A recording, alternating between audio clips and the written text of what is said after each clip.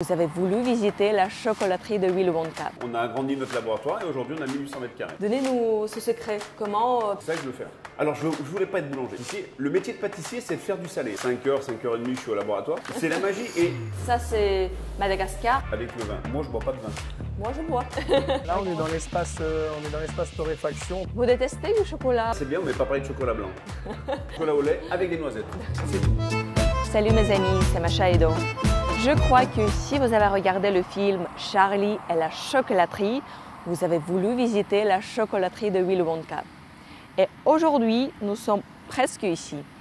Juste ici, toutes les pâtisseries et tous les chocolats du lac sont produits. Et on va parler aujourd'hui avec le fondateur du lac. Et également, on va voir qu'est-ce qui se passe ici. On y va? Merci déjà d'accepter notre demande. Donc, donnez un peu de votre histoire pour les gens qui ne vous connaissent pas encore. Alors, je suis Pascal Lac. J'ai créé les pâtisseries Lac en 95 avec ma femme Valérie. On a démarré à Beaulieu-sur-Mer avec une petite boutique. Ensuite, on commence à Pleuvoir Place. On en a acheté une à Nice, rue Barla maintenant, qui est la maison un peu mère. Et puis voilà, on a encore plus de place. On a acheté un laboratoire. On est venu ici en 2006. Et puis on a continué. Pas une envie de développer la marque, juste une envie de faire notre travail dans des petites boutiques. Et puis voilà. Et puis à chaque fois, c'est l'opportunité. Pourquoi pas là? Le laboratoire est grandi. Il devient trop petit parce qu'on a trop de boutiques et ainsi de suite. Donc voilà. Et maintenant en 2020, 2019, 2018, on a agrandi notre laboratoire et aujourd'hui, on a 1800 mètres carrés et 5 boutiques. Ouais, c'est inimaginable. Donnez-nous ce secret. Comment passer une petite boutique? Il y a beaucoup de gens avec des petites boutiques qui terminent avec une petite boutique. Donc, quel est votre secret? Comment vraiment grandir si vite cette entreprise? Alors, soit on a vraiment un choix de dire non, moi je veux pas plus de choses, on refuse des commandes, Oui. on fait juste et puis voilà, on ferme un peu plus souvent. Nous, on a été pris dans un engrenage.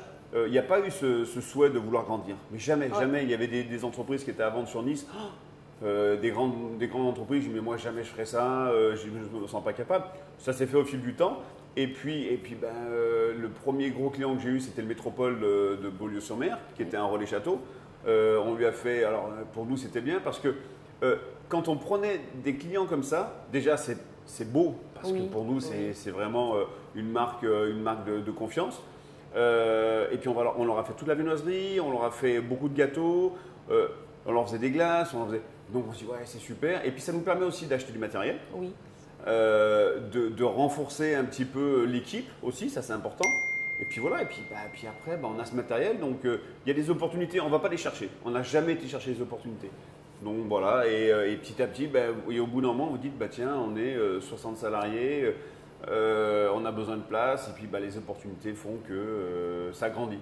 Oui, c'est intéressant. Et quand vous avez décidé de devenir un pâtissier, chocolatier? C'était dès l'enfance ou c'était… Oui, je ne sais pas pourquoi. Moi, je voulais être pompier aussi, comme tous les petits garçons. Ou pompier ou chocolatier. Ouais, voilà. Et alors au départ, c'était pâtissier. Et puis moi, j'avais un oncle qui était boulanger, j'adorais ces odeurs. Mais j'ai toujours aimé ça. Et puis mon père m'a dit attends, tu veux faire ça? Il m'a amené à 2h du matin dans une boulangerie pour que je reste toute la nuit avec les boulangers. Oui. Et quand je suis sorti, j'ai dit c'est ça que je veux faire. Alors je voulais pas être boulanger, je voulais être pâtissier. Oui. Et quand j'ai fait mes études en pâtisserie, à l'époque avant-hier, en 83, on nous disait voilà les gars, c'est pâtissier, mais ce qui est bien c'est de faire du traiteur. C'était la grande mode, ça commençait vraiment. Les pâtissiers, le métier de pâtissier, c'est de faire du salé, Oui. au départ. Hein. Ah, d'accord. Ok. Pâtissier, pâteux, on faisait des pâtes. D'accord, je savais On pas. faisait des pâtés en croûte, on faisait des choses comme ça. Ok. Et c'est après qu'est venu le sucré. Et donc, et moi, c'était pas. Le nôtre, il a commencé comme ça, il faisait des repas entiers. D'accord. Et les examens, avant, il y avait des saumons Bellevue, il y avait des choses comme ça. Ok. Il y a très très longtemps. Maintenant, c'est pas comme ça, non, je Non, crois, alors de la maintenant, formation. nous, ce qu'on appelle le BTM, le brevet technique des métiers, Oui. ils font un peu de salé. Ok. Au concours de meilleur ouvrier de France, ils ont un peu de salé aussi, D'accord, à la ok. demi-finale. Comme quoi, c'est resté. Et moi, quand ils m'ont dit, ouais, il faudra faire un peu, ça serait bien. Alors, on l'a pas appris à l'école. Il faut faire du traiteur, des canapés, des choses comme ça. Mais moi, je ne veux pas faire ça. et les profs, ils disent, oui, mais par contre, la chocolaterie, moi, je veux faire ça. Donc, voilà, moi, mon hobby, c'était ça. C'était la chocolaterie. Quand j'ai ouvert ma boutique de Beaulieu-sur-Mer, le chocolat, beaucoup de pâtissiers, à partir de après Pâques, ils faisaient plus de chocolat. Il fait trop chaud, on n'en mange pas, et ils rattaquaient en septembre, octobre. Et moi, je dis non, mais moi, je veux faire ça. Alors, j'ai fait comme les copains, hein, on faisait des pains surprises, des petites quiches, des petites pistes saladières, des canapés, on en faisait ça. Mais ça, c'était pas mon cœur de métier. Moi, c'était chocolat. Donc, on a commencé de suite à faire du chocolat toute l'année. Et puis, ben, on a accéléré le pas, on va dire. D'accord. Mais entre le métier du chocolatier et du pâtissier, il y a quand même une grande différence. Pour vous, ce qui est plus intéressant, plus difficile, quelle est la plus grande différence entre ces deux parties de votre travail? Ben, alors, avant tout, même encore maintenant, pour être chocolatier, on est pâtissier. Ah, donc c'est obligatoire. On ne peut pas être chocolatier sans prendre… Au début, on commence par la pâtisserie. Et après, on fait la chocolaterie. Donc, ce qui est bien, c'est qu'on est passé par la pâtisserie. Et puis après, on évolue en chocolaterie. Ça fait pas très longtemps qu'il y a des diplômes que pour le chocolat. D'accord, ok. Moi, quand j'ai commencé, il n'y a pas de diplôme pour le chocolat. On faisait un diplôme qui faisait les 4. Et oui, c'est différent, mais la chocolaterie alors la pâtisserie a évolué, mais c'est ce que je dis, c'est l'éternel recommencement. Hein, on refait des guimauves, on fait des pâtes de fruits, on refait des Paris-Brest. Paris-Brest, c'est très bien. On refait des Saint-Honoré, alors que c'est des vieux desserts. Et ainsi de suite. Donc ça, c'est cyclique, c'est tous les 10 ans, on change. Et en chocolaterie, on a beaucoup évolué, beaucoup, beaucoup. Avant, les pâtissiers fabriquaient tout il y a très longtemps. Après, ils ont commencé un peu à délaisser et aujourd'hui, ils refabriquent tout. D'accord. Nous, aujourd'hui, on fait nos calissons, on fait nos nougats, mais il y a 15 ans, 20 ans, les gens, ils revendaient, ils faisaient de la revente. Pourriez-vous nous décrire votre journée type de travail? À quelle heure vous réveillez et jusqu'à la fin? En principe, je me réveille toujours avant le réveil. Et 5h, 5h30, je suis au laboratoire. Ok. Ce matin, j'étais là à 4h. Je n'arrivais pas à dormir, donc je suis venu à 4h. Je fais le tour des équipes. Oui. Parfois, j'aide beaucoup en pâtisserie le matin, juste ce qu'on appelle l'envoi, pour envoyer dans toutes les boutiques. Après, je vais en chocolaterie, je fais le point. Et puis après, je commence les rendez-vous. Voilà. Et puis, je coupe le temps de midi et je reviens jusqu'à 19h, 19-20h. D'accord. Je fais mes essais. Après, quand il arrive le mois de novembre, aux alentours du 15 novembre, je suis toujours en chocolaterie. D'accord. Donc, c'est pour le Noël que ça ouais. Donc là, on prépare plein de choses. Je fais tous mes essais. Là, je vais commencer mes essais pour les bûches. Là, on fait des essais sur les crèmes pâtissières. Enfin, voilà. Et puis, on a un élément qui est nouveau. Oui. C'est qu'on a décidé, Julien, mon fils, a dû vous en parler, puisqu'il nous a rejoint il y a 8 ans maintenant. On va torréfier nos fèves. Entre parenthèses, j'aime pas ce mot bean to bar, mais voilà, on va devenir torréfacteur, on va dire. D'accord. Donc, on va faire notre propre chocolat. Et ça, déjà, c'est un rêve de toujours. Oui, pourquoi? Parce que je trouve pourquoi ce métier de pâtissier? Déjà, c'est la transformation. C'est-à-dire qu'en alimentaire, je ne pense pas qu'il y ait un métier où on transforme plus la matière. C'est-à-dire que quand vous regardez, vous prenez du sucre blanc et qu'avec ça, vous arrivez à faire des pièces. Vous prenez du chocolat que vous croquez, vous arrivez à faire des pièces. Vous arrivez à faire des gâteaux. Et la transformation, elle est énorme. C'est vrai. Elle est aussi beaucoup en charcuterie, elle est beaucoup chez les cuisiniers. Mais les pâtissiers, on a une transformation encore plus grande. C'est ça qui nous plaît. C'est vrai. C'est ce qui nous plaît. C'est la magie. C'est la magie. Et puis la chocolaterie, vous prenez des fèves, vous les écrasez, vous apercevez que vous avez de la liqueur. Et puis alors, ça fait quelques années maintenant, les couverturiers, c'est le vrai métier des gens qui font le chocolat. Les couverturiers, avant, on mélangeait toutes les fèves et tout ça. Et aujourd'hui, on va de plus en plus loin. C'est-à-dire qu'on dit, là j'ai un chocolat du Vietnam, du delta du Mékong. Et là, vous voyagez. Hein. Là, j'ai un chocolat du Pérou, chocolat d'altitude. Là, j'ai un Madagascar. Avec des vraies différences. Ça, j'adore Madagascar et Mexique, c'est pour moi. Alors, pour moi, mon coup de cœur, Madagascar et Pérou. Pérou, d'accord. Ah ouais. Mais vous voyez, et j'étais pas en guerre, mais l'Afrique, c'est pas des chocolats que j'appréciais, c'est des chocolats qui sont très forts en cacao. Oui. Avec pas forcément des notes, je vais pas me faire des copains, mais subtiles, on va dire. Mais c'est très fort en cacao, par contre, c'est très robuste. Et là, on m'a fait découvrir des fèves, donc là, que j'ai traité moi-même, sur du Cameroun, sur de l'Ouganda. Je dis, ouais, là, c'est bien, quoi. On est cacao, mais c'est bien. Oui. J'ai toujours mon coup de cœur pour pour Madagascar et pour le Pérou, mais voilà. Ça, c'est mon côté montagne, le Pérou, je pense. Mais c'est vraiment que si on vous donne différents chocolats, juste chocolat classique, vous allez nous dire tout de suite, ça c'est Madagascar, ça c'est Pérou, ça c'est… Donc c'est vraiment aussi facile de… Non. Déjà, du part, il faut voir le pourcentage. Oui, Mais non, par contre, quand on va goûter, on sait déjà que c'est un Madagascar ou quoi. oui, Et on se dit, tiens, il a des notes moins acides que d'habitude, oui, moins boisées, moins épices, moins camphrées, oui. des notes moins chaudes. Donc ça… Ça varie, ça dépend. mais voilà, par contre, on est… Ah, ça j'aime. Mais on n'est pas des œnologues, on n'est pas des nés comme les Oui, parfumeurs. oui. Mais c'est vrai que moi j'ai fait beaucoup de dégustations à l'aveugle pour recréer des chocolats. Et puis à chaque fois j'allais vers le même chocolat à l'aveugle. Vous voyez comme quoi. Hein, il y a des notes qu'on aime. Moi j'aime l'acidité. Le Madagascar, c'est des Oui, chocolats qui sont c'est acides, acidulé, qui sont fruits rouges, Oui. notes de fruits rouges. Il n'y en a pas dedans. Hein. C'est ça qui est dingue. Hein. C'est C'est ça. que chaque fève a vraiment sa typicité, a vraiment son parfum différent D'accord. par rapport au pays. Mais c'est en fait expliquer pour les gens qui connaissent comme moi presque rien dans le chocolat. En fait, fève, pourquoi c'est si différent? C'est comme différents types de pommes ou pourquoi? Pourquoi Alors, c'est… Moi, je fais un parallèle avec le vin. Moi, je ne bois pas de vin. Moi, je bois. Alors, le chocolat, c'est comme le vin. D'accord. Et vous allez voir pourquoi. Du Bordeaux, du Bourgogne, ça n'a Oui, rien à voir. oui, On est absolument. d'accord. Côte-du-Rhône, ça n'a rien à Oui. voir. C'est pareil sur le chocolat, mais c'est plus loin. D'accord. Comme quoi, vous voyez. Donc, pourtant, c'est du raisin. Ça se garde à la même température, Oui, 16-17 degrés. Et on parle de grands crus aussi. c'est vrai. Donc, le parallèle, je trouve que c'est ça, c'est que sur des terroirs, alors qu'on est encore plus loin, moi, à la limite, aujourd'hui, ça paraît normal. Vous buvez un Bourgogne et un Bourgogne, Oui, ça n'a rien à voir. absolument. Mais on est à combien 500, 600 km. Allez. Mais nous, sur une couverture, vous avez Madagascar qui est insulaire. Donc ça, c'est important, insulaire. D'accord. Hein, puisque les mélanges ne se font pas. Et puis vous avez l'Amérique du Sud, Oui. Mexique, Brésil, Venezuela, Colombie, Pérou, tout ça, qui sont sur le même continent, où on a des mélanges, Oui. par les oiseaux, par les hommes, par tout ça. Donc même là encore, on a encore des différences. Donc, mais on est beaucoup plus loin, donc ça paraît logique. Oui. Ah bah, c'est intéressant. Vous avez beaucoup de choses à faire tous les jours parce qu'il y a des boutiques, il y a la production, il y a tout.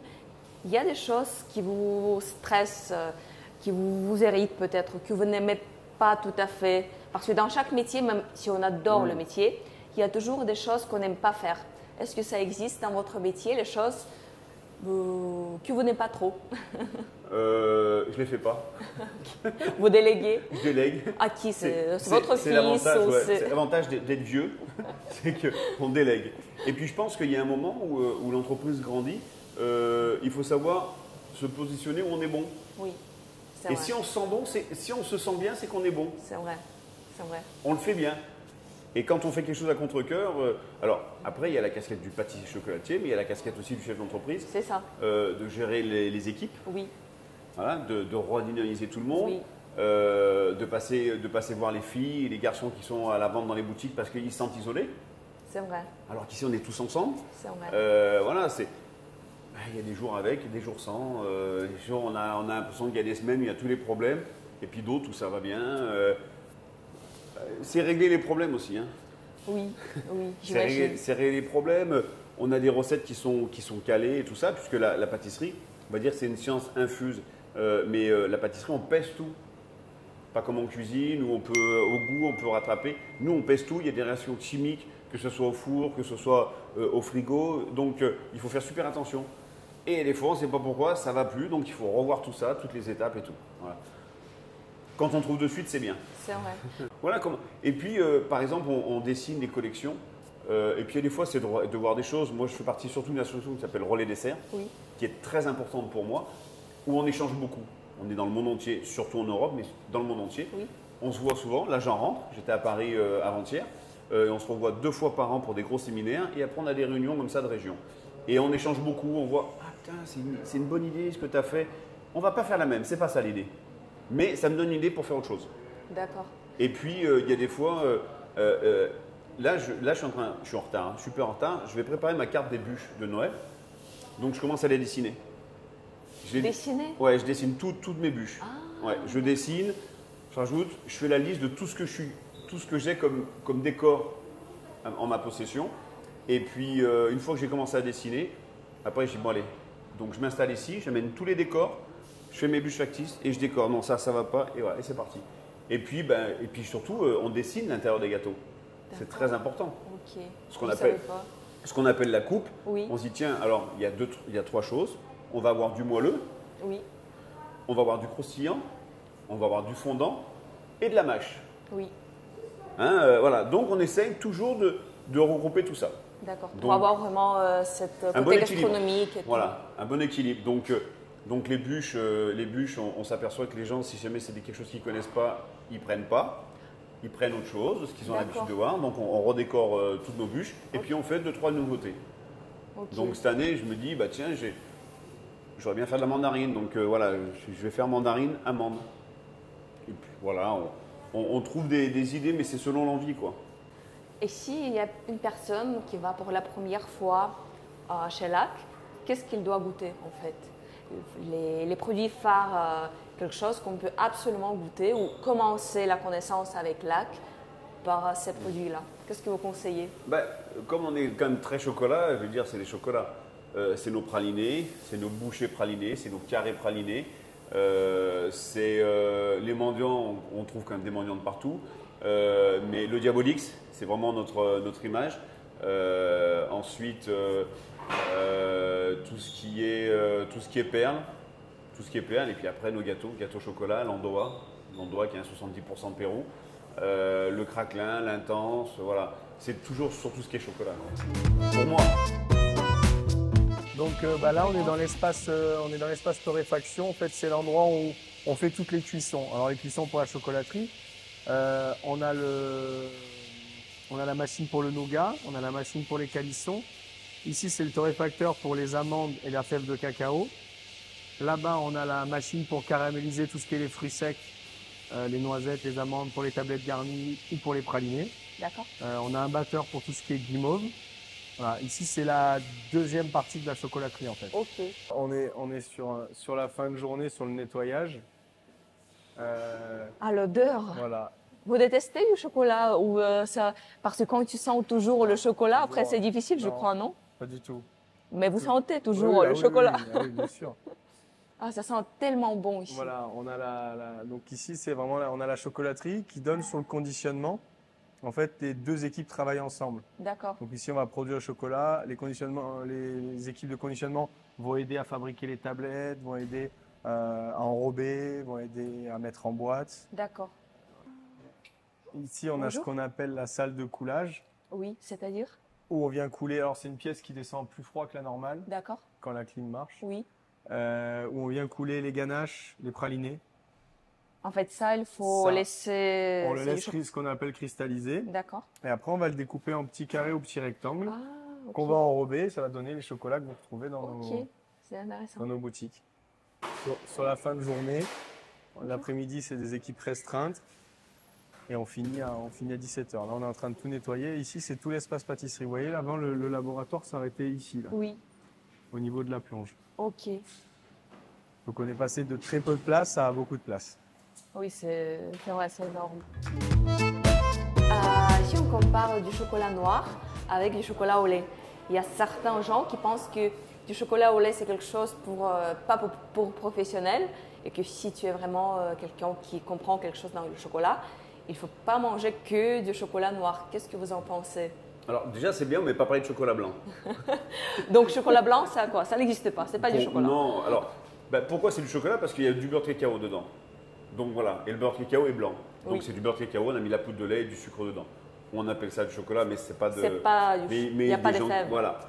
Le chocolat au lait, oui, on n'est pas puriste parce qu'on a pris des fèves, on a rajouté du sucre, on a rajouté de la poudre de lait. Donc on parle plus de chocolat, mais moi j'aime ça. D'accord. Donc, J'aime avec vous des mangez du noisettes. chocolat au lait? Moi je mange du chocolat au lait avec des noisettes.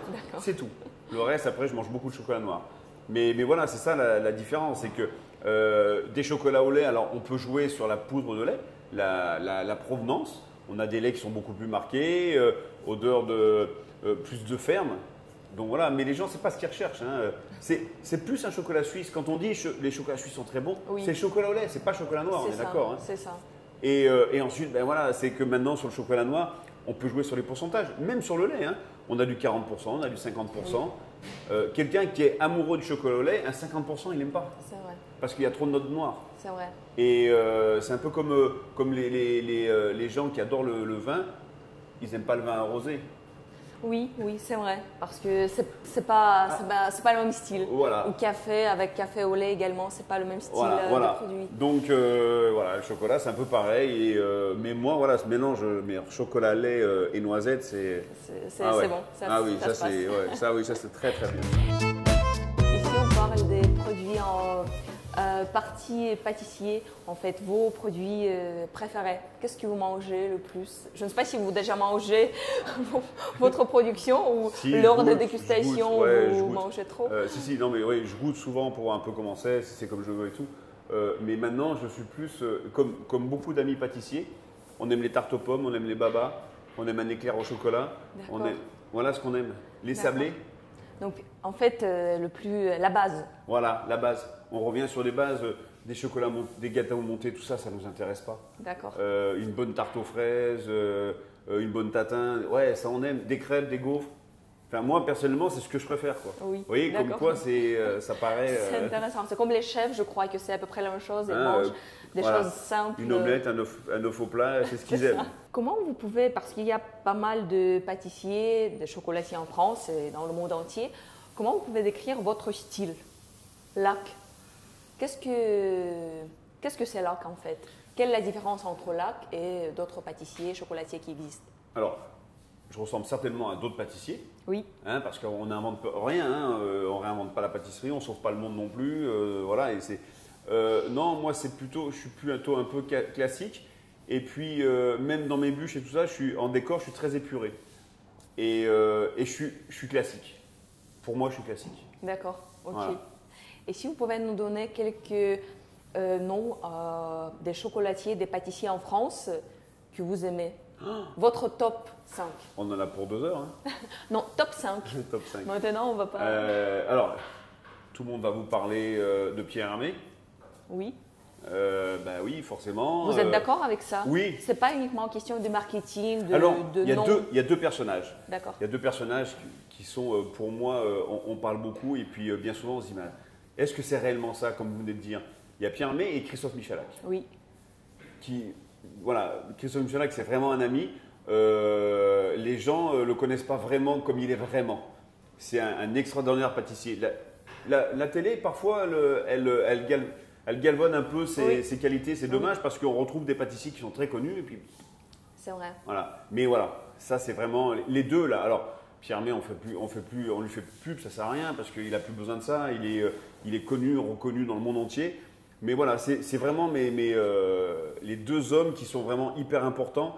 Mais vraiment Christophe Michalak, avec tout ce qu'il a apporté, tout ce qu'il a fait, surtout dans le métier, il a fait beaucoup. D'accord. Et puis après, moi j'ai des amis chers avec qui je trouve des choses qui font. J'ai Vincent Guerlet qui est à Nantes, qui est très très bon. Sébastien Bouillet qui est à Lyon. J'ai mes voisins qui sont juste à côté. On a un surdoué qui est juste à côté, qui est Jérôme d'Oliveira, qui est champion du monde de la pâtisserie. Denis Mathiasi qui est dans le Var, pareil. Vous voyez, et puis après mes coups de cœur en chocolat, Patrick Roger. Voilà, c'est des incontournables, on va dire. Et après, c'est vrai qu'en chocolat, on est toujours. Si c'est pas quelque chose qui ressemble un peu à nous, on se dit tiens, pourquoi pas. Mais si jamais ça nous désoriente, on est moins. Mais Vincent Guerlet, il fait beaucoup de chocolat et beaucoup de pâtisserie aussi. C'est vrai. Mais est-ce que vous pensez que, surtout dans le monde du chocolatier, pâtissier, il y a ce question de marketing et parfois on a un nom assez connu, mais après c'est pas plutôt la qualité, mais c'est surtout cette côté marketing. Tous les gens que je vous ai nommés, Oui, c'est tous des pâtissiers de renom depuis longtemps. oui, Et quand notre métier change au fur et à mesure, alors on s'est mis au marketing. oui, Donc ils sont pas fait le contraire. d'accord. C'est des gens qui sont sur la place depuis très longtemps et au fur et à mesure que notre métier a évolué, parce que Quand on a commencé tous, autant on a commencé le métier, les pâtisseries s'appelaient le Palais d'Or, Oui. les gourmandises. C'est vrai. Et nous, quand on est arrivé là, on s'est dit, mais moi, je n'ai pas envie d'appeler ma boutique comme ça. Et là, on a commencé à mettre notre nom en avant, Oui. tous autant qu'on est. Et là, on a découvert quelque chose que nous, on n'a pas du tout appris, le marketing, donc charte couleur, Oui. logo, Oui. à communiquer. Oui. Et c'est ça, nous, on s'est mis dedans, mais on s'est mis très tôt. Voilà. Et donc, et on a marketé tous nos produits. On a inventé des marques sur certains, comme le Diabolique, c'est un nom qui est déposé, qu'on a déposé. On a fait le compliment, on a fait le pavé Masséna, on a fait des choses comme ça. Et c'est venu avec, mais on a commencé d'abord à faire notre pâtisserie comme on a voulu. Oui. Et après, on s'est dit, il faut évoluer. On a un produit de luxe. Qu'est-ce que ça veut dire le luxe? On ne s'est pas monté la tête en disant, nous, on fait du luxe. Ça n'a rien à voir. Le luxe, c'est quelque chose qu'on peut se priver. C'est ça. Se priver, même on n'est même pas privé, c'est pas grave. Si on l'a, c'est super. Si on l'a pas, c'est pas grave. C'est pas quotidien. Donc on s'est dit, il faut quand même faire rêver les gens. Et aujourd'hui, on a encore une autre transformation qui se fait.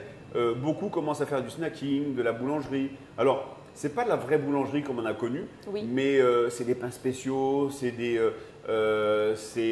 mini, c'est des clubs sandwich, c'est des choses comme ça, des choses que vous venez manger. Donc, moi, je ne suis pas trop dans cette démarche. Pour l'instant, je veux rester pâtissier chocolatier. Oui. Nous, on a arrêté la viennoiserie aussi. On ne fait plus de croissants. Nos boutiques commencent tard déjà. Mais voilà, pour l'instant, mais il faut le faire à fond, quoi. C'est vrai, c'est vrai. Si on parle de Séverine Grolet, qu'est-ce que vous en pensez? Est-ce que c'est vraiment…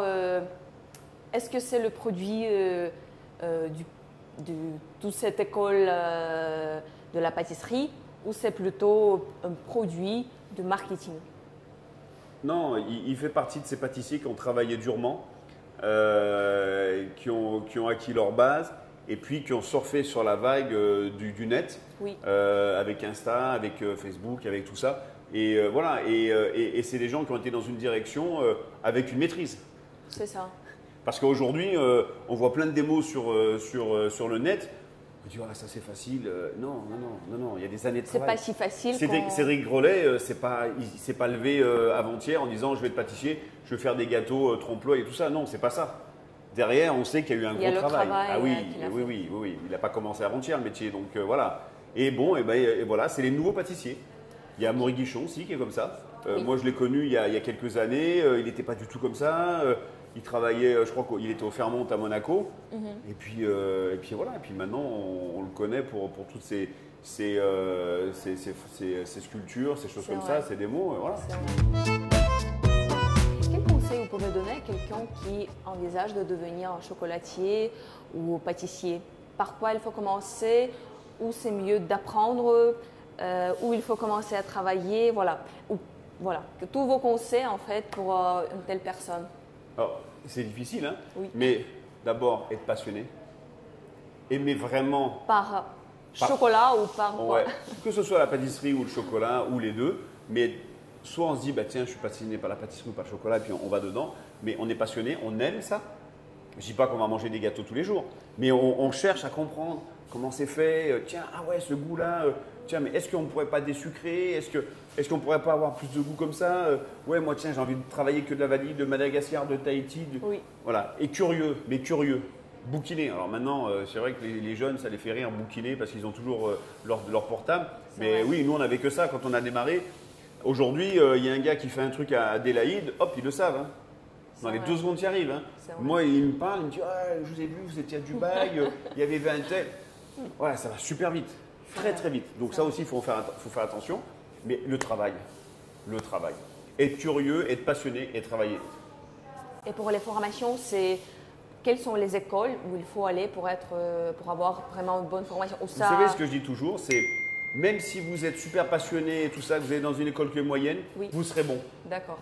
Mais si vous n'êtes pas passionné, que vous êtes moyen, que vous êtes dans une très bonne école, vous resterez moyen. Donc ça n'aide pas s'il n'y a pas quelque chose là-dedans. Voilà. Et de faire des maisons où on fait de tout maison, où on forme bien les apprentis ou les gens.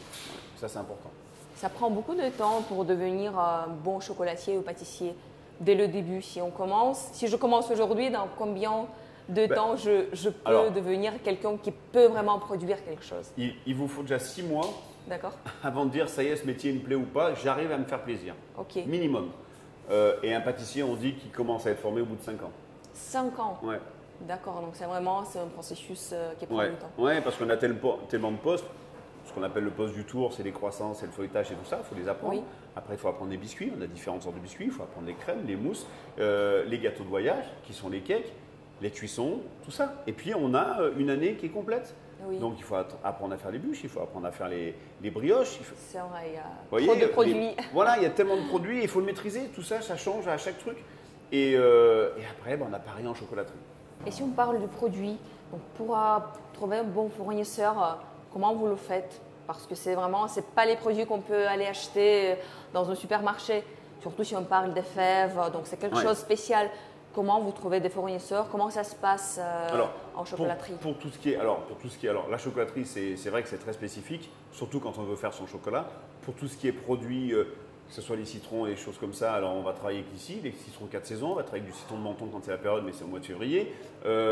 Les fraises, on va dire, bah, tiens, c'est les fraises du Var, de Carrosse, mais il y en a de moins en moins, ou la vallée du Rhône. Donc voilà, ça, les pommes, nous on prend que les pommes de Haute-Provence.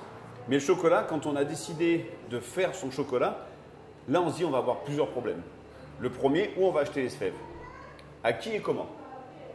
Et quoi? Oui, Il faut faire confiance là. c'est ça. Donc il y a 20 ans, c'était très compliqué, c'était très peu à faire ça. Aujourd'hui, on commence à avoir ce qu'on appelle des sourceurs D'accord. qui vont sur les plantations, qui travaillent avec des coopératives, qui travaillent aussi avec des plantations, qui surveillent tout. Ça, c'est hyper important. Et on a besoin de ça. On a besoin d'eux. Parce que, vous savez, comme il y avait une pub, El Gringo, là, qui sentait il dit, ah oui, ça, celui-là, c'est bon. Ça, c'est dans les films, hein. C'est la télé. Nous, on va sur les plantations, on rencontre les planteurs, c'est intéressant parce que parfois, on va voir des planteurs. Le chocolat, ils ne savent pas ce que c'est. Hein. Ils récoltent de la fève et ça part. Hein. Ça part en Donc c'est pas coopérative. intéressant pour eux. Ils ne savent pas. Il y a des fois où vous avez 1 heure de jeep avant d'arriver chez eux, quoi. Que ce soit le Cameroun, que ce soit des endroits comme ça. Le Kerala, ils ne savent pas ce que c'est, le chocolat. Pour eux, c'est. En plus, ça arrive seulement maintenant. Donc, vous avez 5 heures, 6 heures de 4x4 avant d'arriver sur la plantation. Et puis, alors, déjà, quand vous arrivez. Alors, la plantation, mais quand vous revenez à la ferme de torréfaction, enfin de torréfaction, de fermentation, et déjà là, on est encore loin déjà.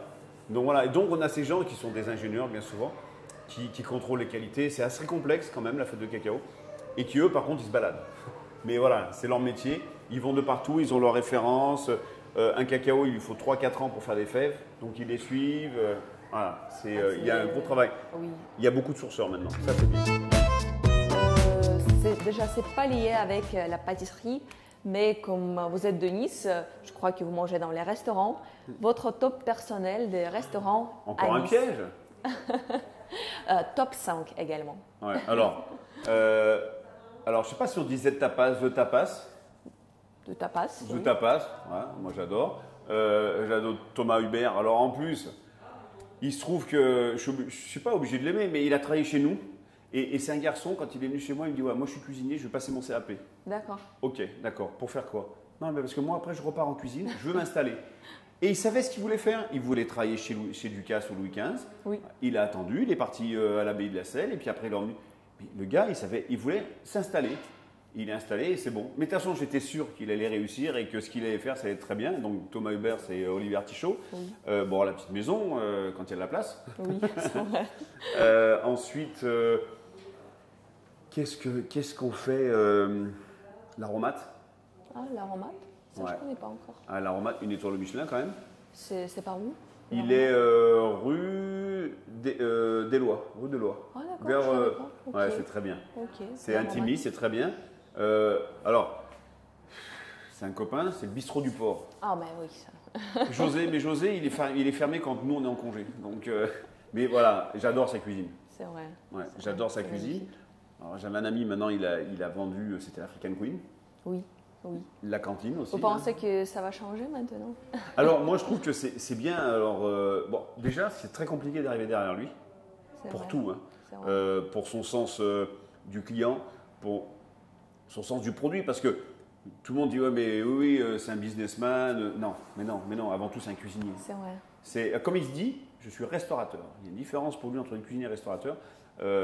Et lui il a un peu tout, je trouve. Mais le produit, il connaît tellement les produits.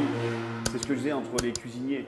Lui, pour moi, c'est aussi, il a l'ADN d'un cuisinier parce qu'il connaît tous les produits. c'est vrai. Il allait se fournir en Italie. Alors oui, moi je dis franchement, derrière lui, c'est compliqué. Mais je trouve que les repreneurs, ils ont fait. Alors, ce qui est assez. Ils ont fait une alchimie qui est assez dure aussi à trouver parce qu'ils ont gardé l'image African Queen Oui, avec leur truc. c'est ça. Moi, j'étais bluffé, j'ai mangé une fois et j'étais un peu bluffé. J'ai dit, mince, je reconnais parce que je connais très bien African Queen. Oui. Je reconnais l'ambiance et ils ont amené autre chose. Et c'est. Moi, Il j'y faut vais. le temps pour s'habituer peut-être pour tous les gens qui Ouais, vivent là non, depuis mais, des années.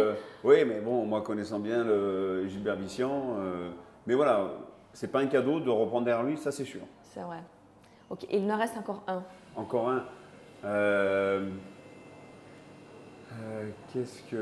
Alors, on fait toujours les mêmes en réalité. Hein. On allait beaucoup à une maison aussi qui a une étoile au Michelin, les agitateurs. Ah oui, oui, c'est bon.